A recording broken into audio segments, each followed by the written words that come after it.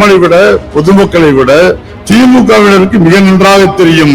அடுத்த தேர்தல் வந்தால் அது எடப்பாடியார் தான் முதலமைச்சர் என்பது அவருக்கு தீர்க்கமாக தெரியும். எதிர்க்கட்சி தலைவருடைய பேச்சுக்கு நான் இங்கே பதில் சொல்ல மாட்டேன் சொல்லுகின்ற ஆணவம் பிடித்த முதலமைச்சராக இன்றைக்கு ஸ்டாலின் இருந்து கொண்டிருக்கிறார். ஆக அப்படிப்பட்ட ஆணவத்திற்கு அது முற்றுப்புள்ளி வைக்கின்ற வகையிலே நீங்கள் நான் தொடர்ந்து முயற்சி எடுத்தால் அருமையின் எடப்பாடியார் அவர்களை முதலமைச்சராக்கு வரை நாம் ஓய மாட்டோம், உறங்க மாட்டோம் என்று சூழ்நிலையற்று பணியாற்றினால் நம்மை வீழ்த்துவதற்கு யாரும் இல்லை. பொதுக்குழுக்கு சிறப்பான வரலாற்று சிறப்புமிக்க இந்த பொதுக்குழுவை சிறப்பாக ஏற்பாடு செய்து அதற்கு தலைமையேற்று நடத்தி கொண்டிருக்கின்ற நமது அருமை கழகத்துடைய அவைத்தலைவர் அண்ணன் அவைத்தலைவர் அவர்களே, இங்கே எழுச்சி இறுதியாக கழக தொண்டர்களுக்கும் மக்களுக்கும் செய்திகளை எல்லாம் சொல்லுகின்ற வகையிலே மிக எதிர்பார்ப்போடு இங்கே கூடியிருக்கின்ற நமது மக்களும் உங்களுடைய எதிர்பார்த்துக் கொண்டிருக்கின்ற உரை, கழக தொண்டர்களும் எதிர்பார்த்துக் கொண்டிருக்கின்ற உரை இன்றைக்கு நமது அருமையின் பொதுச் செயலாளர் அருமையின் எடப்பாடியார் அவர்களுடைய உரையை உங்களோடு நாங்களும் அவளோடு கேட்பது வேண்டும் என்பதற்காக முதலிலேயே இன்றைக்கு அவருடைய நேரத்தை அவருக்கு கூடுதலாக ஒதுக்கி கொடுத்து அதே இங்கே சுருக்கமாக என்னுடைய கருத்துக்களை சொல்வதற்கு முன்பாக இங்கே வருகை புரிந்திருக்கின்றார். எனக்கு இங்கே பேருரை ஆற்றவிருக்கின்ற எழுச்சியுரை ஆற்றவிருக்கின்ற கழகத்தினுடைய ஆற்றல் மிகுந்த பொதுச் செயலாளர் அருமையன் எடப்பாடியார் அவர்களே, மற்றும் இங்கே வருகை புரிந்திருக்கின்ற கழகத்தினுடைய துணை பொதுச் செயலாளர் மற்றும் வருகை புரிந்திருக்கின்ற நமது கழகத்துடைய தலைமை கழகங்களின் பொறுப்பாளர்களே, பொதுக்குழு உறுப்பினர்களே, இங்கே வருகை புரிந்திருக்கின்ற சிறப்பு அழைப்பாளர்களே, உங்கள் அனைவருக்கும் எனது பணிவான வணக்கத்தினை தெரிவித்துக் கொள்கின்றேன். இன்றைக்கு இந்த திராவிட முன்னேற்ற கழகம் ஆட்சிக்கு வந்து ஏறத்தாழ 3.5 ஆண்டு காலம் ஆகிவிட்டது.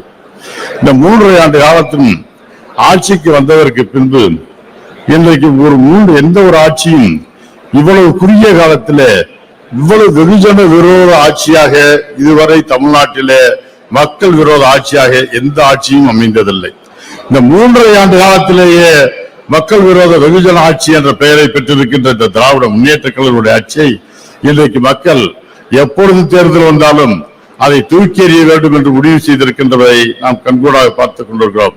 இன்றைக்கு இருக்கின்ற சூழலிலே அடுத்து நிச்சயமாக எப்பொழுது தேர்தல் வந்தாலும் 2026 நமது புரட்சி தமிழர் எடப்பாடியார் அவர்கள் தலைமையிலே நிச்சயமாக தமிழகத்திலே ஒரு நல்லாட்சி, மீண்டும் புரட்சி தலைவர் எம்ஜிஆருடைய ஆட்சி, புரட்சி தலைவர் அம்மாவுடைய பொற்கால ஆட்சி அமையும் என்பதை மக்களே இன்றைக்கு பேச தொடங்கி இருக்கிறார்கள்.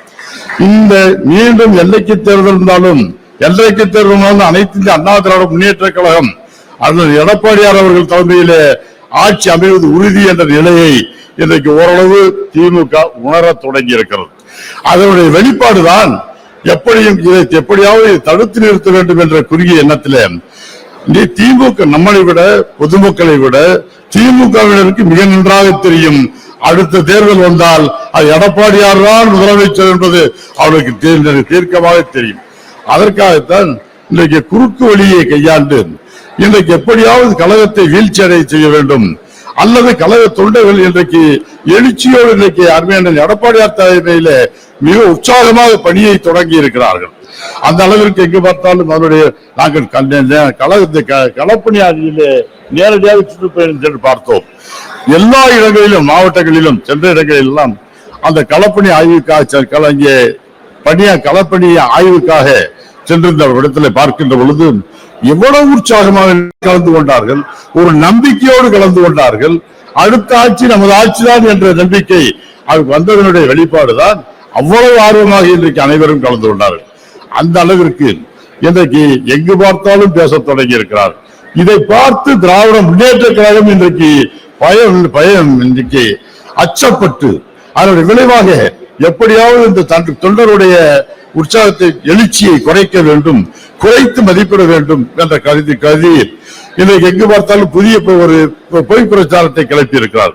எங்கு பார்த்தாலும் நடக்காத அனைத்து எப்பொழுது திமுக எங்களுடைய இலக்கு 200 சீட் என்று இன்றைக்கு ஒரு பிரச்சாரத்தை கிளப்பி அதையெல்லாம் எதற்காக சொன்னால் அது 200 சீட் அல்ல 20 சீட்டு கூட அவர்களுக்கு வராது என்பது அவர்களுக்கு நன்றாகவே தெரியும்.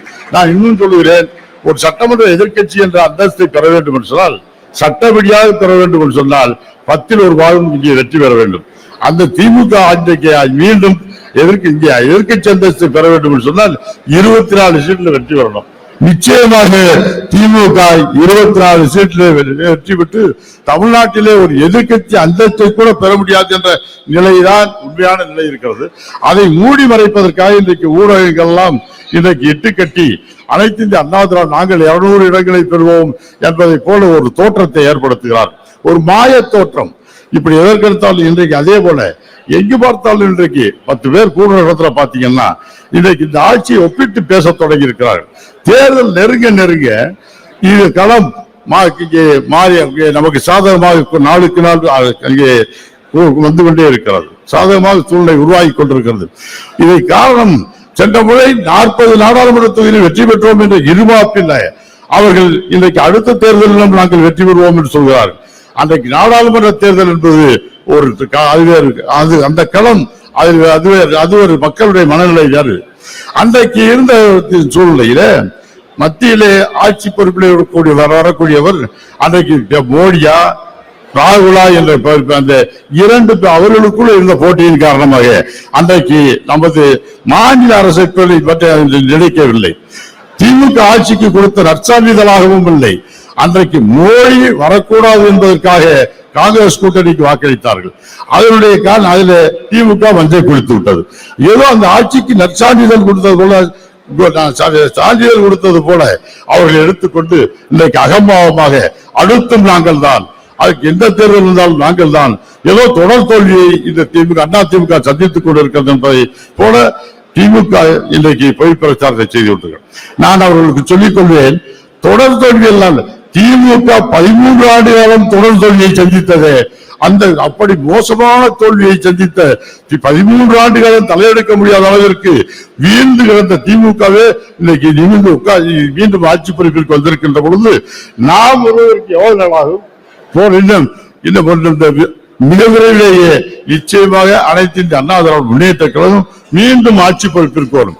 அதற்கு முன்பாக அவர்கள் இன்றைக்கு வண்டியும் ஒரு நாள் ஓடத்தில் ஏறும், ஓடமும் ஒரு நாள் வண்டியில் ஏறும் என்பது இன்னைக்கு எதிர்கட்சியும் ஒரு நாள் ஆளுங்கட்சி ஆகும், ஆளுங்கட்சியும் ஒரு நாள் எதிர்கட்சி ஆகும் என்ற நடைமுறை உண்மையை கூட மறந்துவிட்டு இந்த திமுகவினர் நாம் நிரந்தரமாக அவர்கள் ஆட்சியில் இருக்க போவதை போல இன்றைக்கு அவங்க பிரச்சாரத்தை கட்டவிழ்த்து விட்டிருக்கிறார்கள். அதே சமயத்தில் சட்டமன்றத்தில் மக்களுடைய பிரச்சனைகளை எதிர்கட்சி தலைவர் அறிஞர் எடப்பாடியார் அங்கே எழுப்புகின்ற போது அவர்கள் அதற்கு பதில் சொல்ல திக்கல், அவருக்கு திராணி இல்லை, தெம்பில்லை, வக்கில்லை, வகை இல்லை. ஆனால் அங்கே அவருடைய பேச்சுக்கு வெளியிலே எதிர்கட்சி தலைவருடைய பேச்சுக்கு நான் இங்கே பதில் சொல்ல மாட்டேன் சொல்லுகின்ற ஆணவம் பிடித்த முதலமைச்சராக இன்றைக்கு ஸ்டாலின் இருந்து கொண்டிருக்கிறார். ஆக அப்படிப்பட்ட ஆணவத்திற்கு அது முற்றுப்புள்ளி வைக்கின்ற வகையிலே இன்றைக்கு சாதாரண நாயகனாக இன்றைக்கு நான் பெருமைக்காக சொல்லவில்லை, எடப்பாடியார் மற்றும் இன்றைக்கு தலைமையிலே நம்ம தலைமை பொறுப்பிற்கு கழகத்திற்கு தலைமை பொறுப்பிற்கு வரவில்லை என்று சொன்னால்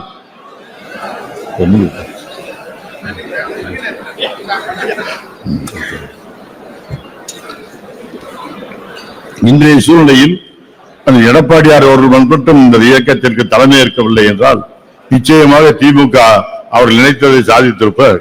ஆனால் இன்றைக்கு திமுகவிற்கு சிம்ப சொப்பனமாக திமுகவை மீண்டும் எதிர்க்கட்சி அந்தஸ்து கூட பெற முடியாத அளவிற்கு அவரை வீழ்த்துகின்ற சக்தி கிடைத்தவராக இன்றைக்கு அறிஞர் எடப்பாடியார் அவர்கள் இன்றைக்கு உருவாக்கி இருக்கிறார். ஆகவே எனக்கெல்லாம் ஒரு ஆச்சரியம் என்னன்னுட்டா, அவரோடு அங்கே அம்மாவின் அமைச்சரவையிலும் நாங்கள் அங்கே பணியாற்றி இருக்கிறேன், அதே போல இங்கே சேர்ந்து பணியாற்றி இருக்கிறோம். ஆனால் அன்றைக்கெல்லாம் அவருக்கு நெடுஞ்சாலைத்துறை அமைச்சராக அன்றைக்கு இருந்தார், நாங்களும் அமைச்சராக இருந்த பொழுதெல்லாம். ஆனால் உண்மையிலேயே ஒரு ஆச்சரியம் என்னன்னு சொன்னா, இவ்வளவு பெரிய திறமை எங்கே மறைத்து வைத்திருந்தார், எப்படி வைத்திருந்தார்னு எங்களுக்கே தெரியும். அப்படிப்பட்ட அவர் அந்த அளவிற்கு எவ்வளவு பெரிய ஆற்றல் மிகுந்த திறமை இன்றைக்கு நீங்க சட்டமன்றத்தில் பார்த்தா தெரியும். ஊடகங்கள் சொன்னது போல ஊடகங்கள் அதில் முழுமையாக வெளிக்கொணர்வதில்லை. அங்கே அவருடைய சாட்டை, அவருடைய ஆர்குமெண்ட், அங்கே அவருடைய விவாதம், அவருடைய ஆற்றல் அவ்வளவு பெரிய ஆற்றலாக ஆற்றலோடு திறமையோடு இன்றைக்கு அந்த சட்டமன்றத்தில் இவ்வளவு எதிர்கொள்வார் என்பதை எல்லாம் உங்களுடைய எங்களுக்கெல்லாம் மிகுந்த ஆச்சரியம். அப்ப ஆனால் அதே சமயத்தில் ஊடகங்கள் திட்டமிட்டு அவருடைய இன்றைய புகழை மறைக்கிறார்கள். அவருடைய திறமையையும் அவருடைய தகுதியை இன்றைக்கு மறைத்து, ஆனாலும் கூட என்னதான் நினைத்தாலும் இன்றைக்கு இந்த திமுகவுடைய அவருடைய திறமைக்கு ஈடு கொடுக்கவே முடியாது என்பதை தெரிவித்து இதனுடைய வெளிப்பாடு பாருங்க. தேர்தல் நெருங்க அவர் இன்னும் உயிர் கொண்டு எழுந்து நிச்சயமாக தமிழகத்தில் மீண்டும் அம்மாவுடைய ஆட்சியை உருவாக்கி இன்றைக்கு தமிழகத்தில் ஒரு பொற்கால ஆட்சியை நடத்த நிச்சயமாக கொடுப்பார் என்பதை தெரிவித்து இந்த வெகுஜன விரோத ஆட்சி, அம்மா அவர்கள் ஆட்சியிலே கொண்டு வந்த திட்டங்கள், தலைவர் ஆட்சியிலே கொண்டு வந்த திட்டங்களை எல்லாம் மூடி நிறுத்தி இருப்பதை எல்லாம் மீண்டும் அவர் அண்ணனுடைய தலைமையிலே மீண்டும் முதலமைச்சர் ஆட்சிக்கு வந்து அந்த திட்டங்களை எல்லாம் மீண்டும் தொடங்கிய புதிய எழுச்சியோடு புதிய மறு இங்கே அந்த திட்டங்கள் எல்லாம் செயல்படுத்தப்படும் என்பதை தெரிவித்து அதோடு மட்டுமல்லாமல் புதிய திட்டங்களையும் செயல்படுத்துவார். நிச்சயமாக தமிழகத்திற்கு ஒரு விடிவு காலம் மீண்டும் வர வேண்டும் என்று சொன்னால் அருமையின் எடப்பாடியார் தலைமையிலே பொற்கால ஆட்சி அமைந்திட வேண்டும். அதற்காக நாம் அத்தனை பேரும் சூழ்நிலையேற்று பணியாற்ற வேண்டும். கழகம் மிக சிறப்பாக இன்றைக்கு பணியாற்றிக் கொண்டிருக்கிறார். இன்றைய கழகத்தில் இருப்ப உச்ச தொண்டர்களும் இன்றைக்கு ஆர்வத்தோடு எழுச்சியோடு ரொம்ப உற்சாகமாக இன்றைக்கு பணி செய்ய தொடங்கி இருக்கிறார்கள். ஆகவே நிச்சயம் இன்றைக்கு தன்னம்பிக்கையோடு நமக்கு தேவையெல்லாம் தன்னம்பிக்கை, விடாமுயற்சி. ஆகவே தெய்வத்தால் ஆகாதனும் முயற்சி தன் மெய்வேர்த்த கூலி தரும் என்று சொல்வார்கள். அந்த அளவிலே ஒரு முயற்சி எடுத்து நான் தொடர்ந்து முயற்சி எடுத்தால் அருமையின் எடப்பாடியார் அவர்களை முதலமைச்சர் ஆக்குவரை நாம் ஓய மாட்டோம், உறங்க மாட்டோம் என்று சூழ்நிலையேற்று பணியாற்றினால் நம்மை வீழ்த்துவதற்கு யாரும் இல்லை என்பதை தெரிவித்து நிச்சயமாக 2026 அருமையின் எடப்பாடியார் தலைமையிலே ஒரு நல்ல ஆட்சியை உருவாக்குவோம் என்று தெரிவித்து இந்த வாய்ப்பை வழங்கிய அருமையின் எடப்பாடியார் அவர்களுக்கு எனது நன்றியினை தெரிவித்து விடைபெறுகிறேன். நன்றி, வணக்கம்.